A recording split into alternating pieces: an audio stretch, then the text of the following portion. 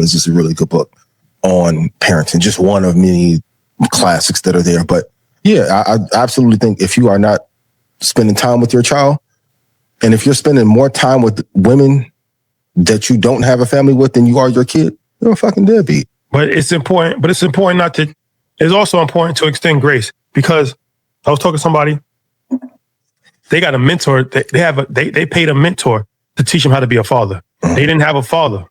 So they have a family now. They're married. They actually married, has kids. And he was saying that he didn't know what it was to be a father. Like, he didn't fully understand, like, I'm going to go and I'm going to play basketball with my son. I'm going to play soccer with my son.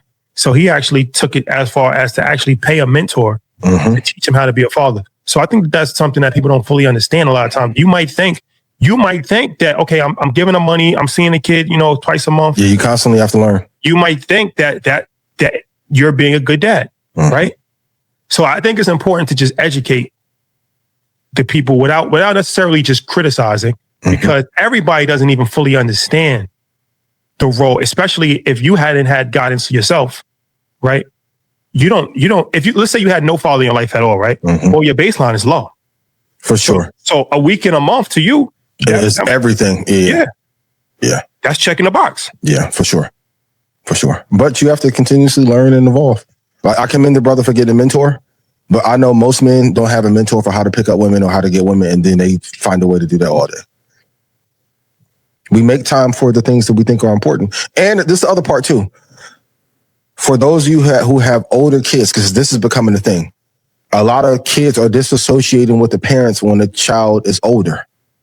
And some are figuring out how to rectify it. But it's like, if you were not present with the child when they were young, why do you expect them to be present with you when they're an adult? Well, also, no, that's a valid point. That's a valid point. But we also have to talk about, okay, a lot of men don't know how to be a father. I agree. A lot of women don't know how to fully be a mother. Let me explain. Even though you grew up with a mother, if you didn't have your father around, the responsibility, the role that your mother had was overbearing, she's playing two roles at once. So you take that mentality. Right. And you say that I don't need a man, and you're overcritical and everything a man, because and from a relationship standpoint, if you didn't grow up in a household with a mother and a father, you should probably seek some guidance on how to treat a man.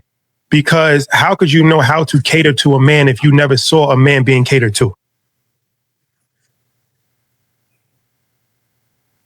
Listen, a couple times a year, you get in your bag and you find how to do it's like gentle parenting. You cook with that one. So self-awareness, like I said, I mean, it's not to knock anybody's circumstances growing up, because you can't help with the household that you grew up in. But self-awareness, knowing that, okay, if I did not have this, I need to seek information. If I want to be a wife, if I want to be the best mother, if I want to be a husband, if I want to be a best father, if I didn't have certain key elements in my elementary development, I need to seek that. I can't just act like, okay, I'm gonna disregard that. Because it's going to cause problems. For sure. Without you even knowing that it's causing problems. Yep. And it won't take a lot. If you just spend 2 hours a week figuring out how to be a better parent, etc., like that adds up over the course of 2 years. And who they are from 0 to 5, from 5 to 10, 11 to 15, like those cycles are different too. Like, you can't just parent one way throughout. But yeah, just take 2 hours a month and just figure out.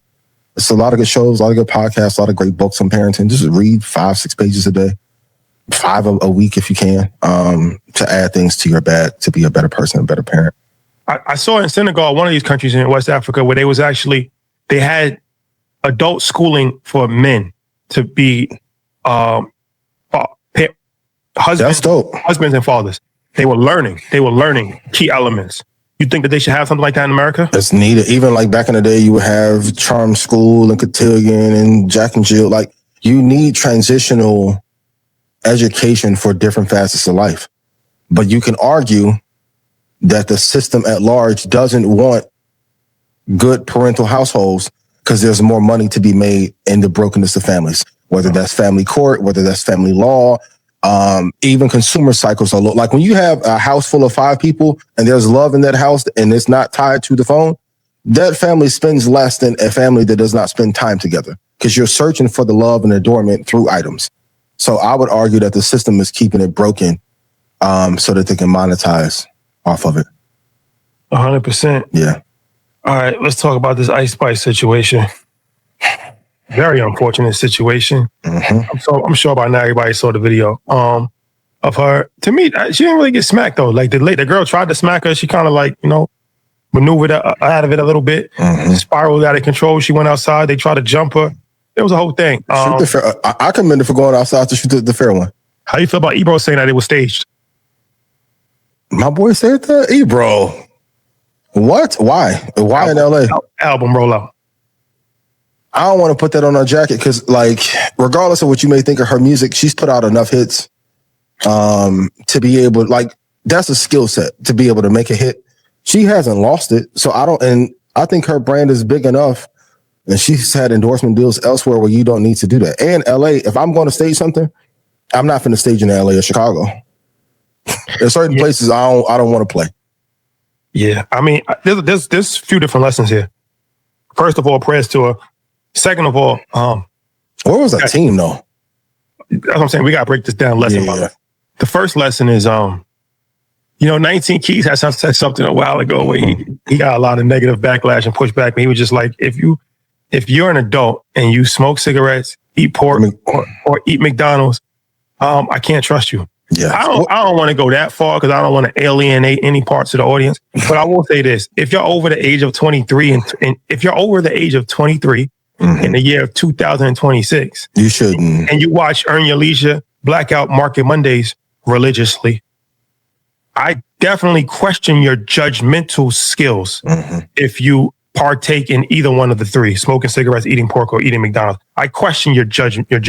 And what you doing sitting inside? That's the other thing. I'm like, you're too famous to be in certain places. To be eating McDonald's in 2026 as an adult is unbelievable.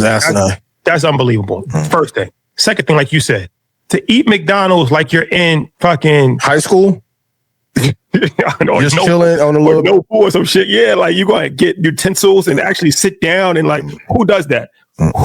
Who eat McDonald's, first of all? Second of all, who eats McDonald's on the inside? Third of all, who does that at 12 o'clock at night?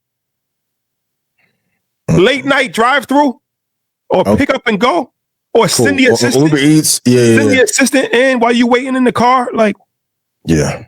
Then you have, like, look, LA, Los Angeles is not the place for this, man. We've seen how many times P&B Rock, rest in peace, got killed in Roscoe's. Like, this happens time and time again. In Los Angeles, like, you don't go to Los Angeles and just with no security, 12 o'clock at night, eat at a random fast. You got to look at the reason why I say this McDonald's things too is, once again, I want to be respectful.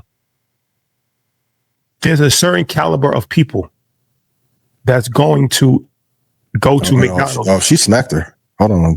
We got photo. No, she smacked her, but it wasn't as bad as it could have been. Oh, yeah, for sure. She linked back.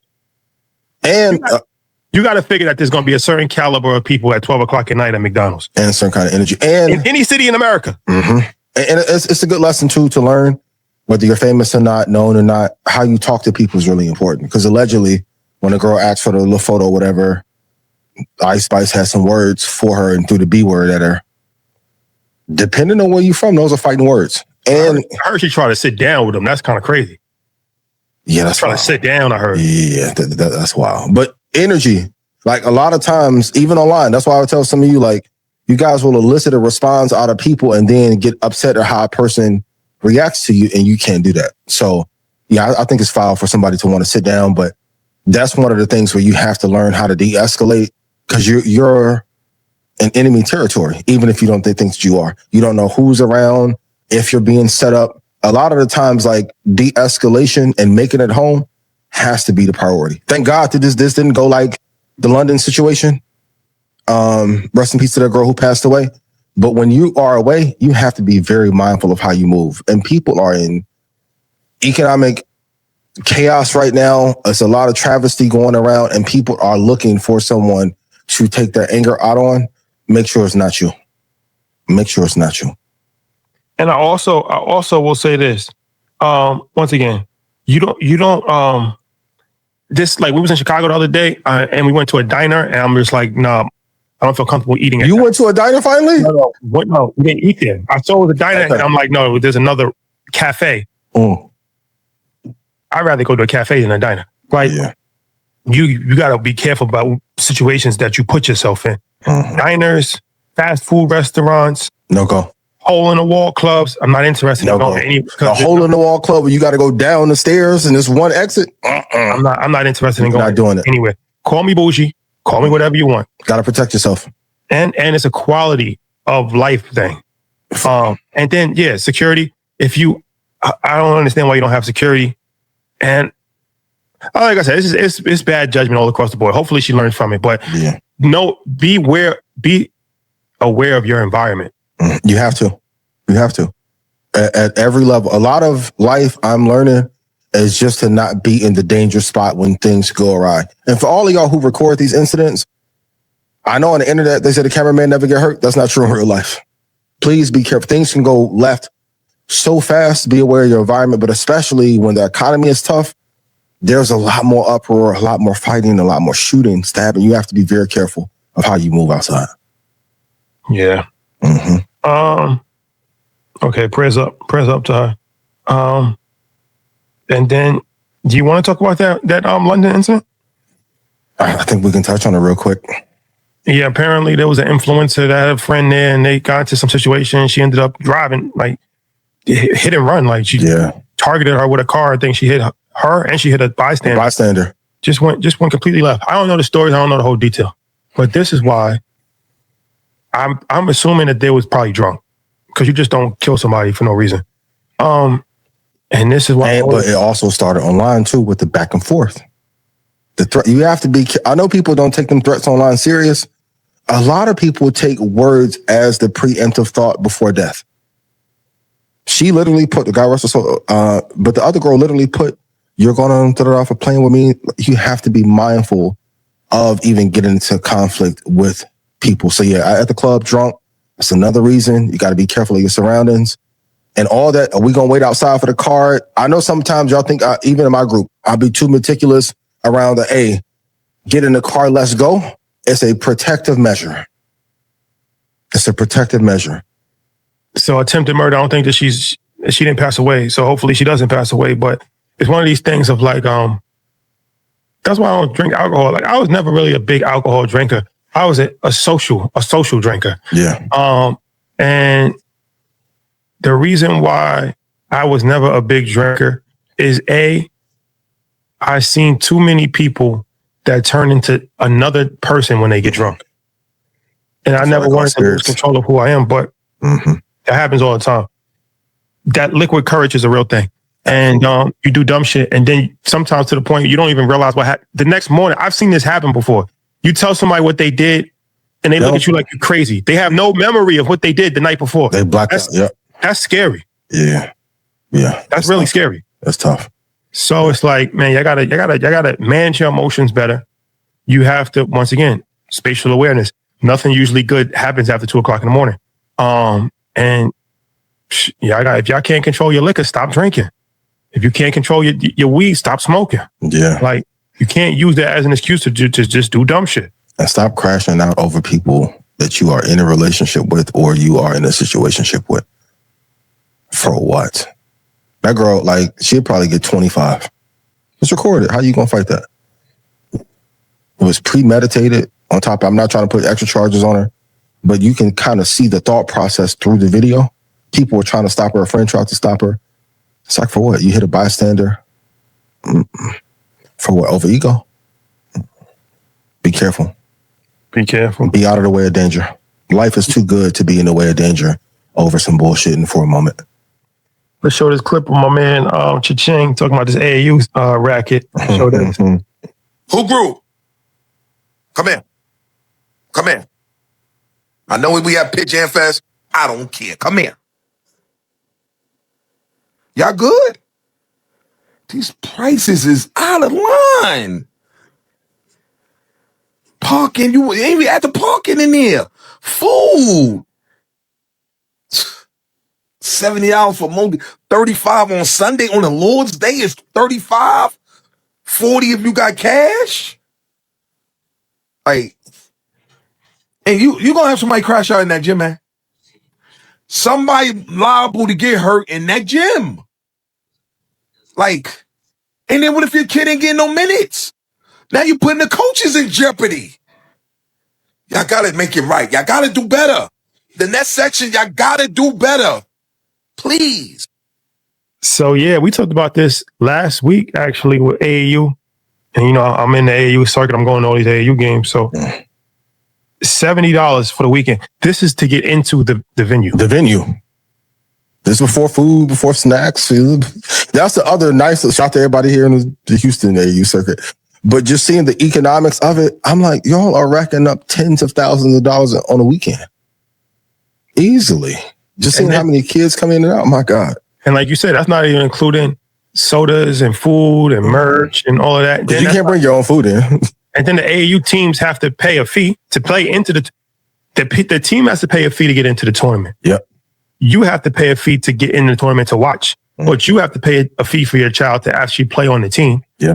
Then you got to pay a traveling fee. If like you got to pay for parking a lot of times. If it's out of state, you got to pay for a hotel. You got to pay for a car. Sometimes you got to travel enough. You got to fly. You got to fly to some of these tournaments.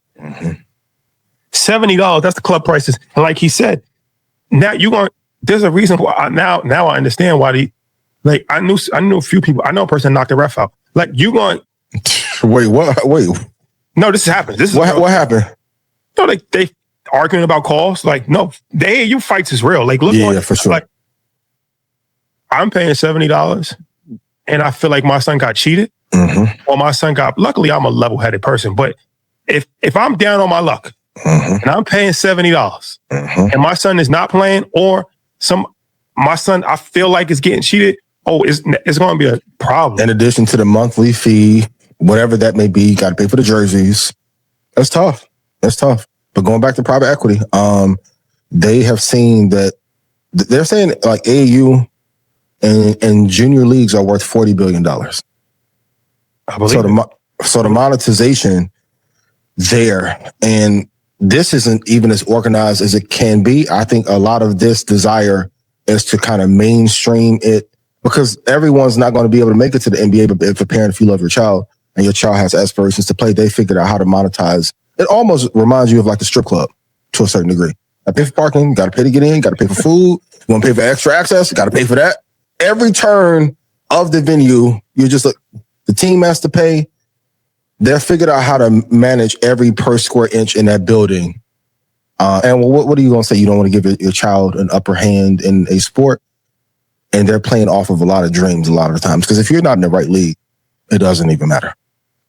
One of the many ideas that I've had over the course of the years before Earn Your Leisure, I was actually going to do an AAU tournament. Smart. Shout out to my man Benji. I had approached him. We was going to put together an AAU tournament because I seen, I'm always thinking from a business mindset. So I had seen this early. I'm like, oh no, this is a racket that they running. They running it up. So I'm like, I need to get on the other side of this. I got enough relationships. We was going to do an AAU tournament. We never actually did it, but that's smart. That was the idea that I had 10 years ago. So now to see it come to fruition, now that people paying $70, like I said, the team is paying probably $1,500. And then they selling merch. It's crazy, man. Like people are making their whole, like this has turned into a business within itself. And identity. Like, and even like if you take like RWE, what's the valuation of RWE? Just from a business standpoint, to see like certain brands get built. And of course, you went to IMG, just the product that comes from that. Okay, like the whole ecosystem of non-professional sports, the monetization is really big. And it's only going to increase over the next 10 to 15 years, especially with prevalence of social media, parents being more active than ever. I won't be surprised if some of these leagues start costing tens of thousands a year in the next 5 or 6 years. Yeah. Like made hoops. Yeah. That's one of the big ones. Hoop group. Of course, you got EYBL. That's a whole different. That's the elite. That's the elite level on Nike side. It's crazy. It's really crazy. And then they got different tiers. They got tiers from like elite level all the way down to the kids that could like barely dribble. So everybody's paying. Yeah. What can you do? Are you guys in the chat? Put in the comments if you have your kids in AAU. But shout out to the coaches who really care about the development of the kids, and they're just not running up a racket. Yeah. Shout out to you guys. If you're with somebody, let's talk some relationship stuff, shall we? If you're with somebody and you're not happy with their physical appearance, they've gained weight. It's an uncomfortable conversation. Yeah. It's an uncomfortable conversation.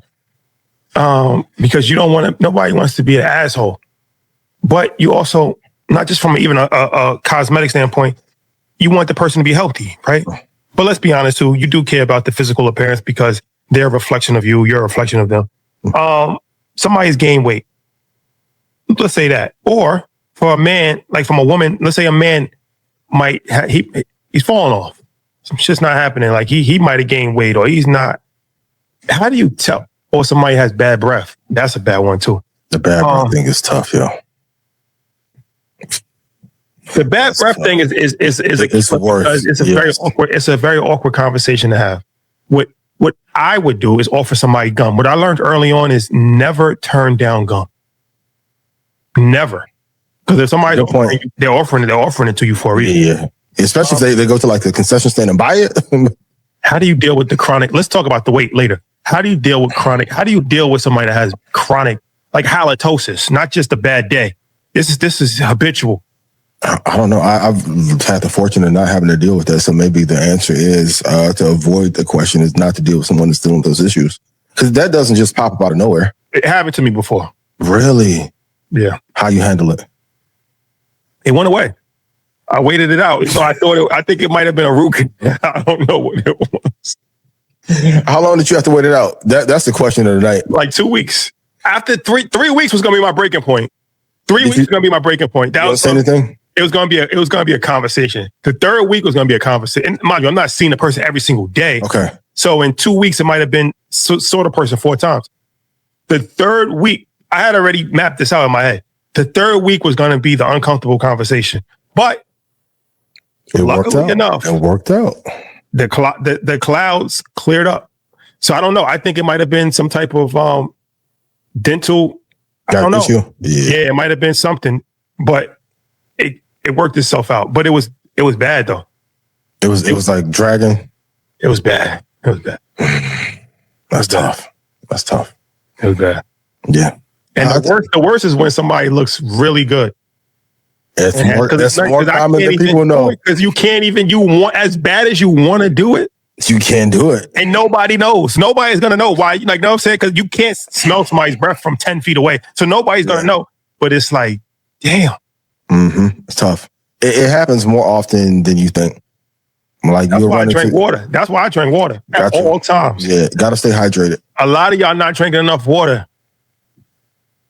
Yeah, it's tough. But I think in any of the situations is to lead with kindness. I think in like maybe saying, let's do this together is the best approach. Opposed to being harsh about it. I think approach is everything for sure. So the weight loss, you would say, let's go to the gym together. Let's go to the gym together. Let's start a challenge to see how many, who could walk the most. Yeah. You just don't have a direct, you don't have a direct talk. I've learned, I've done both approaches in business and in life. I've learned too, like there's a lot of extenuating circumstances for why people are going through what they're going through. And a lot of them are mental. And if a person, like, it would be the equivalent of me saying, damn, why are you broke? Get up and work hard. There's a lot of people who spew that message. And it's like, well, you're avoiding all the systemic reasons, all the challenges of business, the gatekeeping. There's like 50 factors why a person may not have money. It's not just because they don't want to work hard. If it was just about hard work alone, every slave that every occupied earth would be a billionaire. It's not about hard work alone.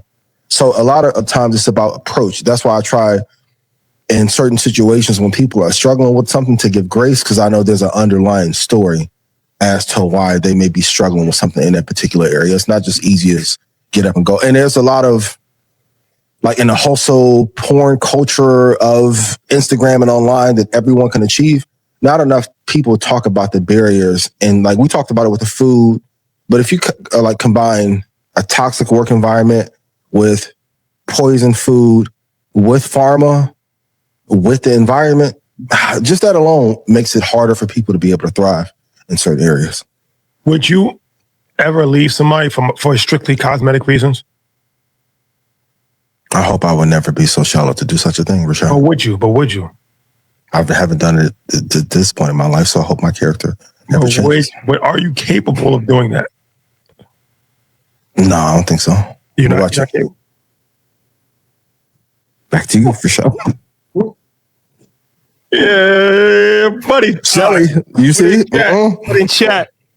These are real conversations that nobody ever has. But I mean, because a person cannot necessarily be the most attractive on the outer, but their character is amazing. So the two together may bump up the score. On the other hand, there's a lot of attractive women that we see online whose character is full of shit.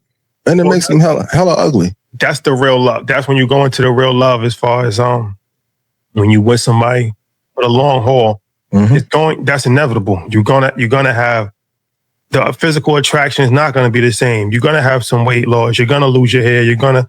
So that's the key to real love. It's a looking past physical attractions that first drew you in and really falling in love with the person. But I'm gonna tell you, I'm encouraged. I'm always encouraged somebody to be their best version of themselves, not just for me. For yourself. For yourself. Yeah. For yourself. First and foremost. First and foremost. For yourself. Could you leave someone for cosmetic reasons solely? I'm going to encourage somebody, like I said, if I'm with somebody and we locked in like that, and we, on the road to, being a lifelong relationship. How you could. But I'm going to tell you this too. We made an oath to each other to. This motherfucker's good, boy. What they say, I'm gonna make sure that Kelly Rowland, what she say, I keep my figure right. Like, yo, if I'm gonna make an oath to you to grind as hard as I possibly can, I might fall off, I might have some bad times, but I'm gonna try my hardest. You're never gonna see me sleeping at 12 o'clock in the morning, at 12 o'clock at night. At 12 o'clock in the afternoon. You're never gonna see me playing video games if I'm dead broke. I'm gonna try my hardest to financially provide for you. Now, the trade-off.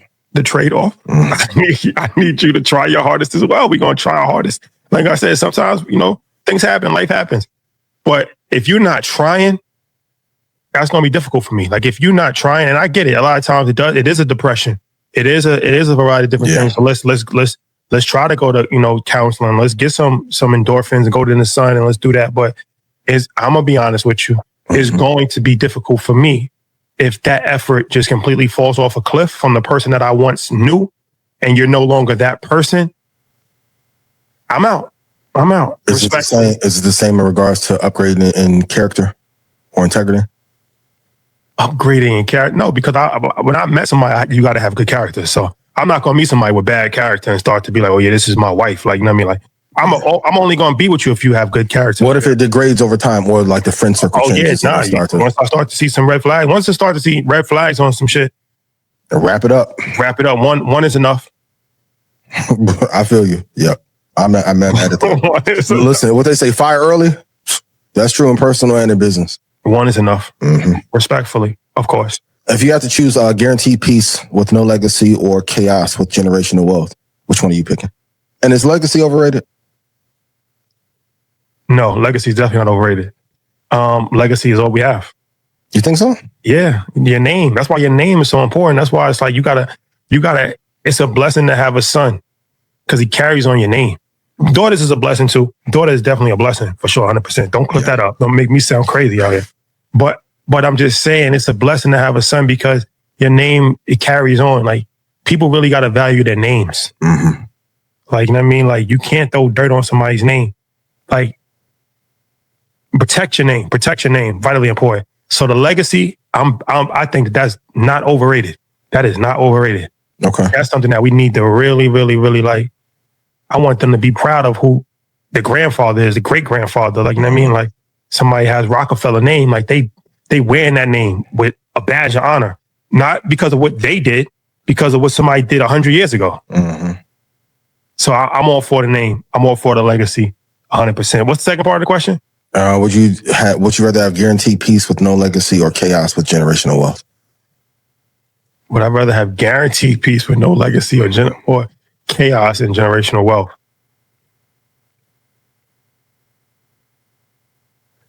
The guaranteed peace, are you financially rich or let's say stable? It's tough. It depends on how chaotic it is. I don't mind some chaos. I'm used to the bullshit. Like, you know what I'm saying? So I don't really mind chaos too much, to be honest with you. That's part of my daily life. I'm functional. I'm a functional chaotic. Okay, that's honest. I'm functioning through chaos every day. So you're like the Joker. I'm functioning through chaos. Like, my life is not perfect. It's not like I got like a picket white fence and I got, I'm coming home to my family and all of that. Like, I'm actually a functional chaotic person. Okay. So I'm comfortable with the chaos. Okay. Just give me the money. That's honest. What about you? Chaos and coins. I'm gonna find a way to make some peace through the chaos. Go right to Mexico, go to the little house, chill, meditate, go to practice with Xander. I'm gonna find some pockets, and guarantee. I think peace is amiable anyway. So, and I also think legacy can be a little bit egotistical and overrated in some regards. So, but yeah, I'm gonna take the generational wealth to give peace for those that come after. So I need it. It. Respectfully, of course. Mm-hmm. Can we play this clip about Elon Musk? Yep, let's do it. Elon Musk just told a federal judge that being forced to not discriminate against Black people violates his First Amendment rights. I'm not exaggerating. That's the actual lawsuit. Your entire attention is on a Chris Brown and Usher stadium tour right now. Meanwhile, Elon Musk is in federal court deciding whether his AI can reject you for your home, your job, and your doctor. This is why we're always missing at the table. The media pushes the concert, and while you're trying to figure out tickets you cannot afford, somebody is in federal court making decisions about your life, with or without you in the room. Same week, the NAACP sued him for running an AI data center in a Black Memphis neighborhood. No permits, hazardous chemicals, people cannot breathe. So let's be clear, he does not want you to breathe clean air at home, and he is in court right now making sure his AI can reject you for your job, your apartment, and your doctor. The law he is fighting, Colorado's. It says AI has to be fair when it decides your housing, your employment, your healthcare. That is the whole law. He sued to block it. Stadium tour in the summer, federal court in the fall. One has your attention, the other has your future. Okay. Elon Musk. Wowzers. I mean, if nothing else, he's consistent. Yeah, he is. And this is something that even with data center, a lot of these data centers, this is another form of geological warfare. Mm-hmm. They've been polluting poor areas forever. For a long time. Yep. Oh, I don't know if we do know that or not. You should know that. You should know that. A lot of poor neighborhoods have been polluted through all kinds of poisoning. And this is the new... And the water, the air. Mm-hmm. What, Michigan? Manufacturing plants, yep. This is the new version of that with data centers. Yep.